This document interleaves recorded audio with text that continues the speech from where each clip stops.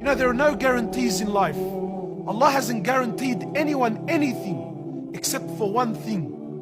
The only guarantee that Allah made with every human being, regardless of your color, your race, your religion, your age, your health, the only guarantee that we all have is death. Allah says every soul shall taste death, and death will find you no matter where you are, in the darkest hole, in the lowest valley, wallah, in the summit of the highest mountain. Death will come to you, and it will come as a shock.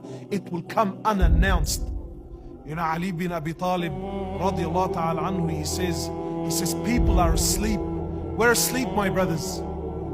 Trust me, you and I, we think we're living because we're chasing our dreams and our whims and our desires and our ambitions. But Ali says, people are asleep, and when they die, they wake up. But only when we wake up, it's too late, bro. Because there ain't no coming back. A dear brother of ours has passed away, Muhammad Yaqub Janel, at the age of 18, whom you may remember was on the show with us a few years ago. How does it feel to connect to Allah?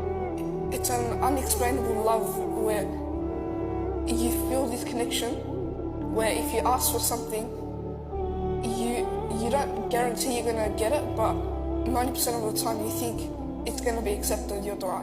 At the age of 18, and there was nothing wrong with him. He was perfectly healthy, not a worry, not a care in the world, his whole life ahead of him.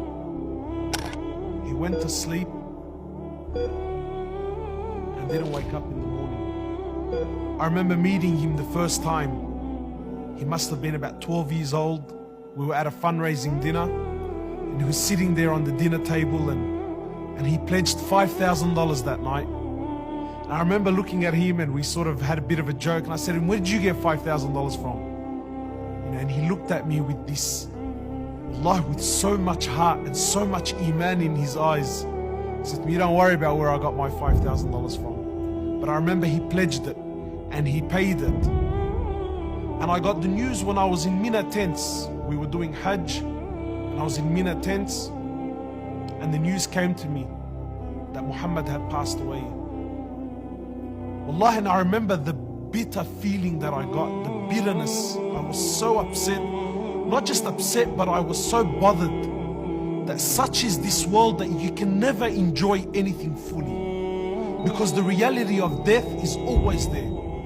And the Prophet ﷺ, he says, increase much the remembrance of death, for verily it is the destroyer of all desires.